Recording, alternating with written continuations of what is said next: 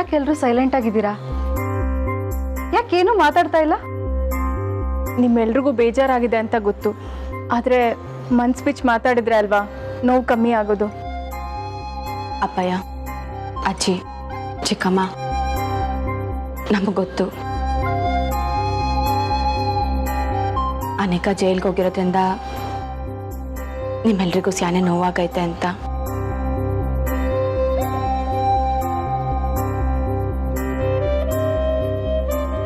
ಆದ್ರೆ ನೀವು ಈ ರೀತಿ ಇರೋದ್ರಿಂದ ನಿಮ್ಮ ಆರೋಗ್ಯನೂ ಹಾಳಾಯ್ತೈತೆ. ನೀವೆಲ್ಲರೂ ಹೆಂಗಿದ್ರೆ ನಾವೆಲ್ಲ ಖುಷಿಯಾಗಿರಕಾಯ್ತೈತ ಯೋಳಿ? ಹೌದು, ನಡೆದಿರೋದನ್ನ ಮರೆತು ಪ್ಲೀಸ್ ಎಲ್ಲರೂ ರಿಲ್ಯಾಕ್ಸ್ ಆಗಿರಿ. ಚಂದ್ರು ಅಮ್ಮ, ನೀವು ನಿಮ್ಮನೆಲ್ಲ ಇದ್ರೆ ಮತ್ತೆ ಹಳೆ ನೆನಪುಗಳೆಲ್ಲ ಕಾಡುತ್ತೆ, ತುಂಬಾ ಕೊರಿಯುತ್ತೆ. ಅದ್ರ ಬದಲು ಇಲ್ಲಿ ಬಂದ್ರೆ ಸ್ವಲ್ಪ ಅದನ್ನೆಲ್ಲ ಮರೆತು ರಿಲ್ಯಾಕ್ಸ್ ಆಗ್ತೀರಾ ಅಂತ ಬರೋಕ್ ಹೇಳಿದ್ದು. ಇಲ್ಲೂ ಹೀಗೆ ಇದ್ರೆ ಹೇಗೆ? ಇದರಿಂದ ನಮಗೂ ನೋವಾಗಿದೆ, ಆದರೆ ನಿಮಗೆ ಇನ್ನೂ ಹರ್ಟ್ ಆಗಿರುತ್ತೆ ಅಂತ ನಂಗೆ ಗೊತ್ತು. ನಿಮ್ಮ ಪರಿಸ್ಥಿತಿ ಬೇರೆ. ಆದರೆ ಇದರಿಂದ ಮುಂದೆ ಹೋಗಬೇಕು ಅಂದರೆ ನಾವೆಲ್ಲರೂ ನಗ್ನಾಗ್ತಾ ಜೊತೆಲಿ ಹೋಗಬೇಕು. ಅಜ್ಜಿ, ನೀವು ದೊಡ್ಡವರಾಗಿ ಅಪ್ಪ ಹೆಂಗೆ ಚಿಕ್ಕಮ್ಮಂಗೆ ಧೈರ್ಯ ಹೇಳ್ಬೇಕು. ಅದನ್ನ ಬಿಟ್ಟು ನೀವೇ ಹಿಂಗೆ ನೊಂದ್ಕೊಂಡಿದ್ರೆ ಹೆಂಗೆ ಹೇಳಿ? ಈ ಘಟನೆ ಎಲ್ಲ ಮರೆಯೋದಕ್ಕೆ ಸ್ವಲ್ಪ ಟೈಮ್ ಹಿಡಿಯತ್ತಮ್ಮ. ಆಮೇಲೆಲ್ಲ ತಾನಾಗೆ ಸರಿ ಹೋಗುತ್ತೆ ಬಿಡು. ಆದರೂ ಇದೆಲ್ಲ ನಡೆಯೋದಕ್ಕೆ ನಾನೇ ಕಾರಣ ಅಂತ ನಂಗೆ ತುಂಬ ಗಿಲ್ಟ್ ಫೀಲ್ ಆಗ್ತಾ ಇದೆ. ಅದಕ್ಕೆ ಇನ್ನು ಮುಂದೆ ಯಾವ ಜವಾಬ್ದಾರಿನ ತಗೋಬಾರ್ದು ಅಂತ ನಿರ್ಧಾರ ಮಾಡಿದ್ದೀನಿ.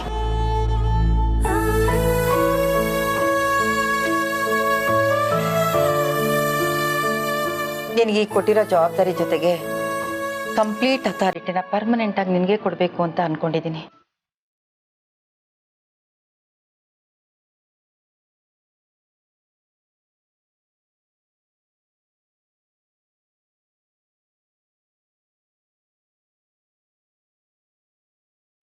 ಒಳ್ಳೆ ನಿರ್ಧಾರ ಅಮ್ಮ.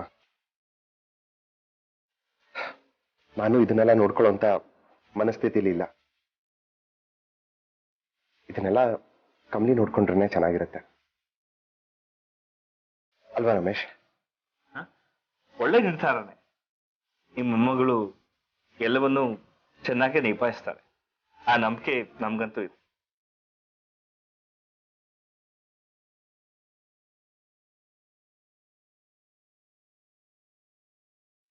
ತಾರಾ, ನಿಮ್ಗೇನ್ ಅನ್ಸತ್ತೆ? ನನಗೂ ನಿಮ್ಮ ಡಿಸಿಷನ್ ಸರಿಯಾಗಿದೆ ಅಂತ ಅನಿಸ್ತಾ ಇದೆ. ಕಮ್ಲಿಗೆ ಎಲ್ಲ ನಿಭಾಯಿಸೋ ಕೆಪಾಸಿಟಿ ಇದೆ. ನಿಮ್ಮ ನಂಬಿಕೆನ ಅವಳು ಖಂಡಿತ ಉಳಿಸ್ಕೋತಾಳೆ. ಕಮ್ಲಿ, ನೀನ್ ಯಾಕಮ್ಮ ಸಪ್ಪಗಿದ್ಯಾ? ನಿನಗೀಗ ಜವಾಬ್ದಾರಿ ಜಾಸ್ತಿ ಆಗ್ತಾ ಇದೆ. ನೀನಿನ್ನೂ ತುಂಬಾ ಸ್ಟ್ರಾಂಗ್ ಆಗಿ ಆಕ್ಟಿವ್ ಆಗಿರ್ಬೇಕು, ಅರ್ಥ ಆಯ್ತಾ? ಇಲ್ಲ ಅಜ್ಜಿ, ನಾನಿಂಗೆ ಮಾತಾಡ್ತೀನಿ ಅಂತ ತೆಪ್ಪು ತಿಳ್ಕೊಬೇಡಿ. ನನಗೆ ಯಾಕೋ ನೀವು ತಗೊಂಡಿರೋ ನಿರ್ಧಾರ ತೆಪ್ಪು ಅನ್ನಿಸ್ತೈತೆ.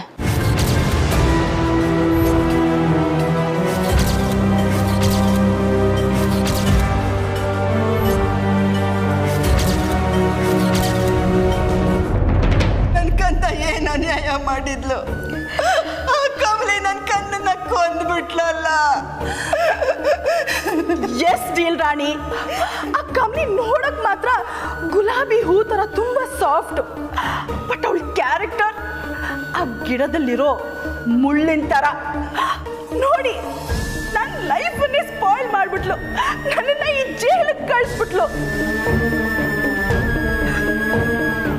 ಆ ಮಹಾಜನ್ ಕುಟುಂಬದವರೇ ಹಾಗೆ. ಇದೆಲ್ಲ ಅವ್ರ ರಕ್ತದಲ್ಲೇ ಬಂದ್ಬಿಟ್ಟಿದೆ. ಆದ್ರೆ ನನ್ ಕಂದ ಆಗಲ್ಲ, ನನ್ ಕಂದ ಅವ್ರ ತರ ಇರ್ಲಿಲ್ಲ. ಡೀಲ್ ರಾಣಿ, ನಿನ್ಗೆ ಮಹಾಜನ್ ಫ್ಯಾಮಿಲಿ ಮೇಲೆ ಯಾಕೆ ಅಷ್ಟೊಂದು ದ್ವೇಷ?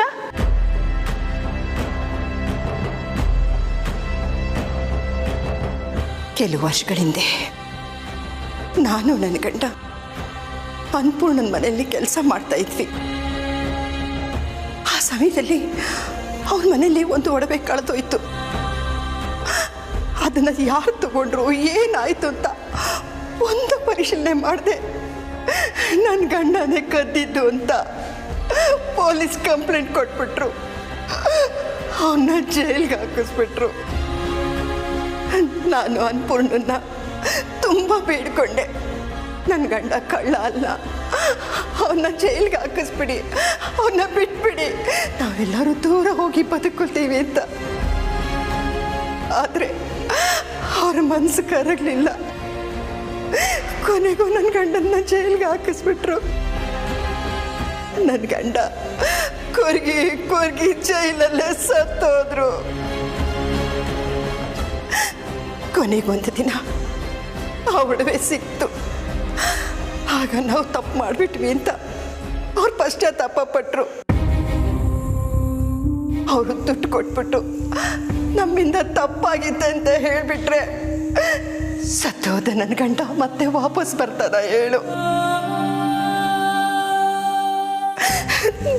ನನ್ನ ಮನ್ಸಿಗೆ ತುಂಬ ನೋವಾಗೋಯ್ತು. ನಾನು ಮನೆ ಬಿಟ್ಬಿಟ್ಟು ಬಂದ್ಬಿಟ್ಟೆ.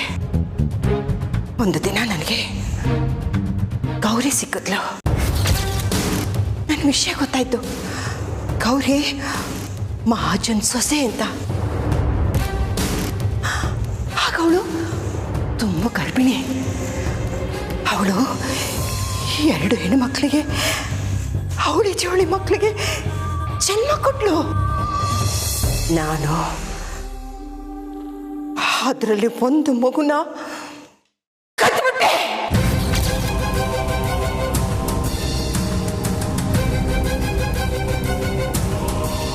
ಆ ಮಹಾಜನ್ ಅವ್ರ ಮನೆ ಮೇಲೆ ನಾನು ಸೇಡ್ ತೀರ್ಸ್ಕೋಬೇಕು ಅಂತಾನೆ ಕದ್ದಿದ್ದು. ಆ ಮಗುನ ಸಾಯಿಸ್ಬಿಡ್ಬೇಕು ಅಂತಿದ್ದೆ. ಆದರೆ ನನಗೆ ಮಕ್ಕಳಿರ್ಲಿಲ್ಲ. ನನ್ನ ಗಂಡನು ನನ್ನ ಬಿಟ್ಟು ಹೊರಟೋದ್ರು. ಆ ಮಗು ನನ್ನ ಮೇಲೆ ತೋರಿಸಿದ್ದ ಪ್ರೀತಿ ನನ್ನ ಕುರುಡಿಯಾಗಿ ಮಾಡಿಬಿಡ್ತು. ಹೋಗ್ತಾ ಹೋಗ್ತಾ ಅವಳ ಮೇಲೆ ನನ್ನ ಪ್ರಾಣನೇ ಇಟ್ಕೊಂಡ್ಬಿಟ್ಟೆ. ಇನ್ನೊಂದು ವಿಷಯ ಏನು ಗೊತ್ತಾ, ನನಗೆ ಬೇರೆ ಕೆಲಸ ಸಿಗ್ಲಿಲ್ಲ. ಹೊಟ್ಟೆ ಪಾಡ್ಗೋಸ್ಕರ ಕದಿಯಕ್ಕೆ ಶುರು ಮಾಡಿದೆ. ಆಗ ಈ ಮಗನು ನನ್ನ ಚಾಳಿನ ಹಿಡಿದ್ಬಿಡ್ತು. ನಾನಾಗ್ಲಿ ನನ್ನ ಗಂಡ ಆಗ್ಲಿ ಕಳ್ಳರಲ್ಲ. ಆದ್ರೆ ಆ ಮನೆಯವರು ನಮಗೆ ಕಳ್ಳರು ಪಟ್ಟ ಕಟ್ಬಿಟ್ರು. ನಾವು ಕಳ್ತನ ಮಾಡೋದು ಬೇರೆಯವ್ರ ಮೇಲೆ ಹಾಗೆ ತೀರ್ಸ್ಕೊಳಕ್ಕಲ್ಲ, ನಮ್ಮ ಹೊಟ್ಟೆ ಪಾಡಿಗೆ, ನಮ್ಮ ಹೊಟ್ಟೆ ತುಂಬಿಸ್ಕೊಳಕ್ಕೆ. ಕೊನೆಗೂ ನನ್ನ ಮೊಮ್ಮಕ್ಕಳು ಆ ಮಹಾಜನ್ ಕುಟುಂಬಕ್ಕೆ ಸೇರಿದ್ಲು. ನನ್ನ ಮೊಮ್ಮಗಳು ನನ್ನಿಂದ ದೂರ ಆಗ್ತಿದ್ದಾಳೆ ಅಂತ ನನಗೆ ಸಂಕಟ ಆಗ್ತಿತ್ತು. ಆದರೆ ನಾವು ತುಂಬ ಬಡವರು, ಬಡತನದಲ್ಲೇ ಇದ್ವಿ. ಅದರಲ್ಲೂ ನನ್ನ ಮೊಮ್ಮಗಳನ್ನ ಚೆನ್ನಾಗೇ ನೋಡ್ಕೊತಾ ಇದ್ದೆ. ನನಗೆ ನನ್ನ ಮೊಮ್ಮಗಳು ಚೆನ್ನಾಗಿರ್ಬೇಕು, ಸುಖವಾಗಿರ್ಬೇಕಲ್ವಾ, ಹೋಗ್ಲಿ ಅಂದ್ಕೊಂಡೆ.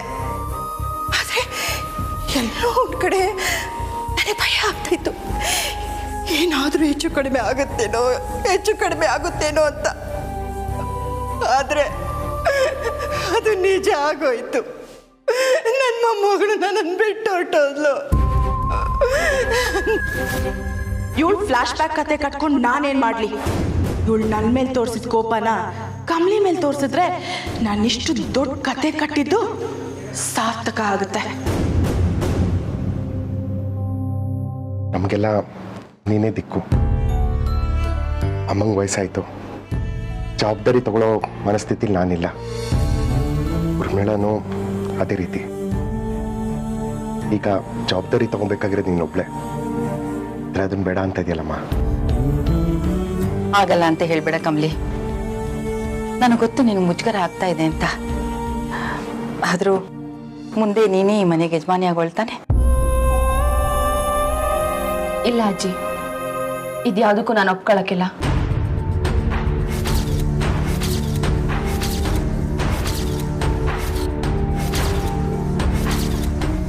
ಯಾಕೆ ಕಮಲಿ ಅವರೇ, ಯಾಕೆ ಇದನ್ನ ಒಪ್ಕೊಳ್ಳಲ್ಲ?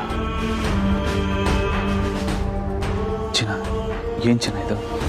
ಬೇಡ ಅಂತ ಹೇಳೆ. ಅಲ್ಲ, ಅಜ್ಜಿ ಅಷ್ಟು ಪ್ರೀತಿಯಿಂದ ಎಲ್ಲ ಜವಾಬ್ದಾರಿನವಳು ಕೈ ಕೊಡ್ತಿದ್ರೆ ಬೇಡ ಅಂತ ಅವ್ರಿಗೆ ಬೇಜಾರಾಗಲ್ವ? ಕಮಲಿ ಏನೇ ಹೇಳಿದ್ರು ಅದಕ್ಕೊಂದು ಕಾರಣ ಇರುತ್ತೆ.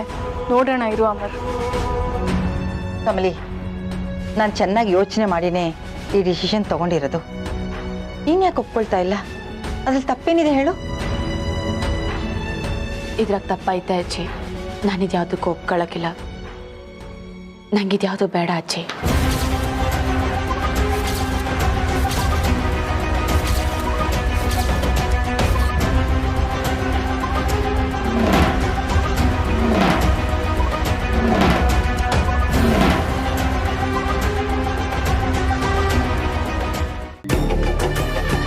ನನಗೆ ಬರ್ತಿರೋ ಕೋಪಕ್ಕೆ ಅವ್ರ ಮನೆಯನ್ನೆಲ್ಲ ಕೊಂದು ಬಿಡಬೇಕು ಅನ್ಸುತ್ತೆ. ಕಮಲಿನ ಕೊಚ್ಚಿ ಕೊಚ್ಚಿ ಸಾಯಿಸ್ಬೇಕು ಅನ್ಸ್ತಿದೆ. ಎಸ್, ನನಗೂ ಹಾಗೆ ಅನಿಸಿದೆ. ಅವಳು ನನಗೂ ತುಂಬ ಅನ್ಯಾಯ ಮಾಡಿದ್ದಾಳೆ. ಬಟ್ ನಾನು ಏನು ಮಾಡಲಿ? ನನಗೆ ಲೈಫ್ ಇಂಪ್ರಿಸನ್ಮೆಂಟ್ ಶಿಕ್ಷೆ ಆಗಿದೆ. ಇಲ್ಲಿಂದ ನಾನು ಯಾವತ್ತೂ ಆಚೆ ಹೋಗೋಕ್ಕಾಗಲ್ಲ. ನಾನು ಹೋದ್ರೂ ನಾನು ಏನು ಮಾಡೋಕ್ಕಾಗಲ್ಲ. ಆದರೂ ನನಗೆ ಆ ಕಮಲಿ, ಋಷಿ, ಅವ್ರ ಮನೆಯವರು ಎಲ್ಲರ ಮೇಲೂ ಸೇಟ್ ತೀರ್ಸ್ಕೋಬೇಕು ಅಂತ ಅನಿಸ್ತಿದೆ. ನನ್ನ ಜೀವನದಲ್ಲಿ ನನಗೆ ಭರವಸೆ ಅಂತ ಇಟ್ಟಿತ್ತು ನನ್ನ ಮೊಮ್ಮಗಳು ಅಂಬಿ. ಅವಳನ್ನ ತುಂಬ ಮುದ್ದಾಗಿ ಸಾಕಿದ್ದೆ. ಅವಳು ಹೊರಗಡೆ ನೋಡೋಕ್ಕೆ ತುಂಬ ಹೊರಟು, ಆದರೆ ಮನಸ್ಸು ಹೂವಿನ ಥರ. ಆ ಹೂನ ಕೆಳಗಡೆ ಹಾಕಿ ನಸ್ಕಾಕ್ಬಿಟ್ರಲ್ಲ ಅವರು. ಅವ್ರಿಗೆ ಒಳ್ಳೇದಾಗತ್ತಾ ಹೇಳು?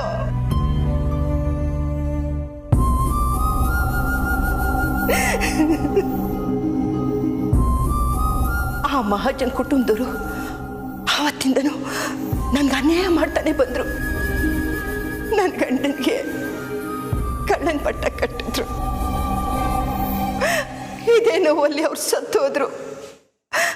ನನ್ನ ಜೀವನನೇ ಹಾಳಾಗೋಯ್ತು. ಮನೆಗೂ ನಾನು ಕಳ್ಳಿ ಆಗ್ಬಿಟ್ಟೆ. ಈಗ ನನ್ನ ಮೊಮ್ಮಗಳನ್ನೇ ಕೊಂದುಬಿಟ್ರು. ಇಲ್ಲ, ನಾನು ಸುಮ್ಮನೆ ಬಿಡಲ್ಲ. ಅವ್ರ ಮೇಲೆ ಹಾಗೆ ತೀರ್ಸ್ಕೊತೀನಿ. ಎಲ್ರೂ ಒಬ್ಬೊಬ್ಬರಾಗಿ ಕೊಲ್ತೀನಿ. ಹೇಗೆ ಸೇಟ್ ತೀರ್ಸ್ಕೊತೀಯ? ಹೇಗ? ಅವರು ನನ್ನ ಮೊಮ್ಮಗಳನ್ನ ಕೊಂದ್ರು. ನಾನು ಅವ್ರ ಮೊಮ್ಮಗಳನ್ನ ಕೊಲ್ತೀನಿ. ಆ ಕಮಲಿನ ನಾನು ಕೊಲ್ತೀನಿ.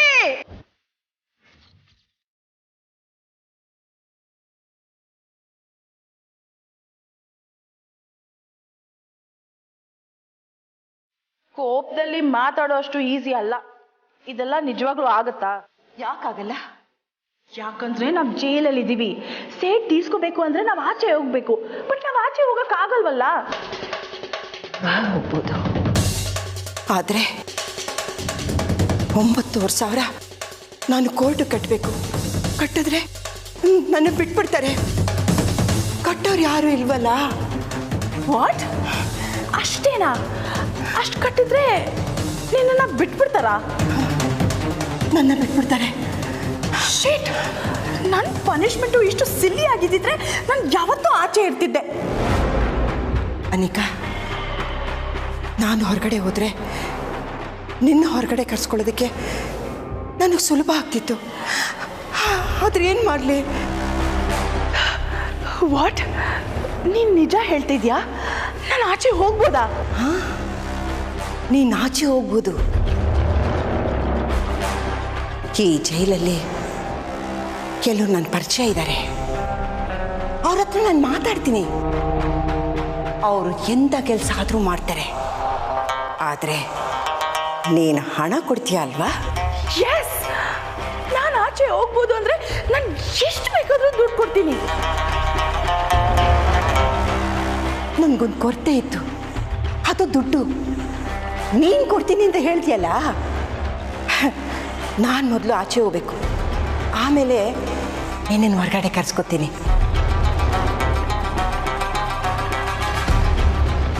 ಅಷ್ಟು ಮಾಡು ಡೀಲ್ ರಾಣಿ. ನನಗೆ ಅನ್ಯಾಯ ಮಾಡಿರೋ ಆ ಕಮಲಿ ಮತ್ತು ಅವ್ರ ಮನೆಯವರು ನೆಮ್ಮದಿಯಾಗಿರಬಾರ್ದು. ನನಗಾಗಿರೋ ಅನ್ಯಾಯಕ್ಕಿಂತ ನಿನಗಾಗಿರೋ ಅನ್ಯಾಯ ಇನ್ನೂ ದೊಡ್ಡದು. ಸೇಟ್ ತೀರ್ಸ್ಕೊ, ಬಿಡಬೇಡ ಡೀಲ್ ರಾಣಿ. ಹೌದು ಅನಿಕಾ, ಯಾವುದೇ ಕಾರಣಕ್ಕೂ ನಾನು ಮಾತ್ರ ಅವ್ರನ್ನ ಸುಮ್ಮನೆ ಬಿಡಲ್ಲ.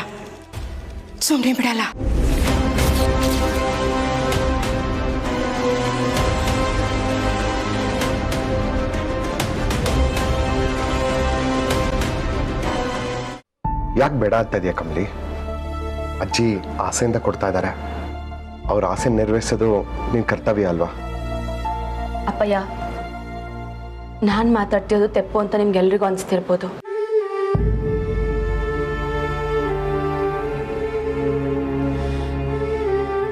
ಆದರೆ ನನ್ನ ಪ್ರಕಾರ ನಾನು ಸರಿಯಾಗಿ ಇದ್ದೀನಿ. ಯಾಕಂದ್ರೆ ವಾಸ್ತವ ಬೇರೆನೇ ಐತೆ ಅಪ್ಪಯ್ಯ. ಕಮಲಿ, ನೀನೇನು ಹೇಳ್ತಾ ಇದ್ದೆ ನನಗೊಂದು ಅರ್ಥ ಆಗ್ತಿಲ್ಲಮ್ಮ. ಹೇಳ್ತೀನಿ ಅಜ್ಜಿ, ಅರ್ಥ ಆಗೋ ಥರನೇ ಹೇಳ್ತೀನಿ. ನಿಮ್ಗೆಲ್ರಿಗೂ ಅನಿಕನ್ ಮ್ಯಾಕೆ ಕೋಪ ಐತೆ, ನನಗೂ ಕೋಪ ಐತೆ.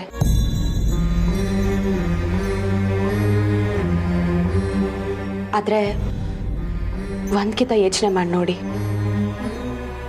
ಯಾರಿಗೂ ಅನಿಕಂಗೆ ಕೆಟ್ಟದಾಗಬೇಕು ಅನ್ನೋ ಉದ್ದೇಶ ಇರಲಿಲ್ಲ.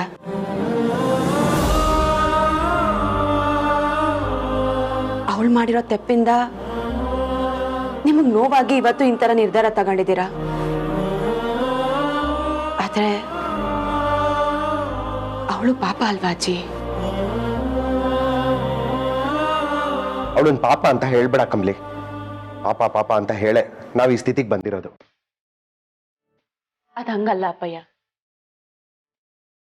ಇವತ್ತು ಅನಿಕಾ ಜೈಲ್ಗೆ ಹೋಗಿರ್ಬೋದು, ಆದ್ರೆ ಖಂಡಿತವಾಗ್ಲೂ ಅವಳು ಜೈಲಿಂದ ವಾಪಸ್ ಬತ್ತಾ ಅವಳು ತಪ್ಪಿನ ಅರಿವಾಗಿ ಹೊಸ ಮನುಷ್ಯಾಗಿ ಬರ್ತಾಳೆ.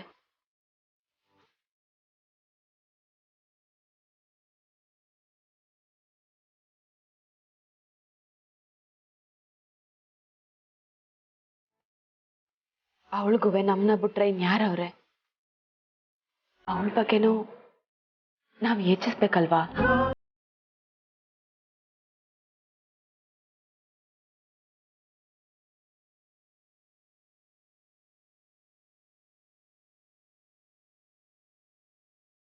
ಅವಳು ಬದಲಾಗಿದ್ದಿನ ಏನಾದ್ರೂ ಮಾಡ್ಬೇಕು ಅಂತ ನಿರ್ಧಾರ ತಕೊಂಡಾಗ ಅವಳಿಗಿದೆಲ್ಲ ಅವಶ್ಯಕತೆ ಬರ್ತೈತೆ ಅಜ್ಜಿ.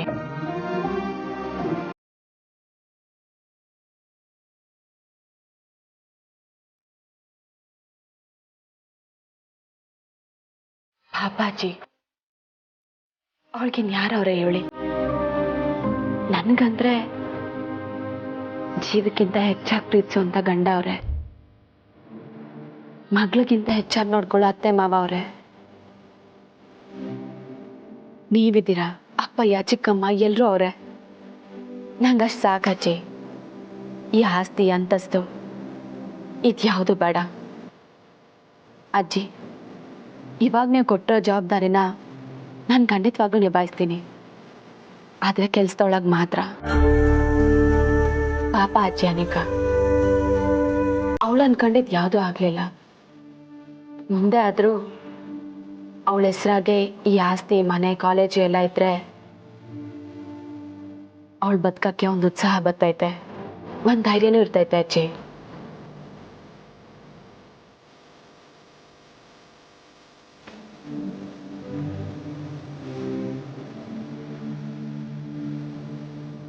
ಅದಕ್ಕೆ ಅಜ್ಜಿ, ಯಾವುದೂ ನನ್ನ ಹೆಸ್ರಿಗೆ ಮಾಡಬೇಡಿ. ನೀವು ಕೊಟ್ಟಿರೋ ಜವಾಬ್ದಾರಿನ ಖುಷಿಯಿಂದ ಮಾಡ್ತೀನಿ. ನಮ್ಮ ಕಾಲೇಜ್ನಾಗೆ ನಾನೇ ಕೆಲಸ ಮಾಡ್ತೀನಿ. ಆದರೆ ಅಜ್ಜಿ, ಯಾವತ್ತಿದ್ರೂ ನಾನು ಕೆಲಸದವಳಾಗೆ ಇರ್ತೀನಿ ಹೊರತು ಯಜಮಾನಿ ಆಗೋದಕ್ಕೆ ನಂಗೆ ಇಷ್ಟ ಇಲ್ಲ ಅಜ್ಜಿ. ಅದು ಯಾವತ್ತಿದ್ರೂ ಆನೆ ಕಂದೆಯ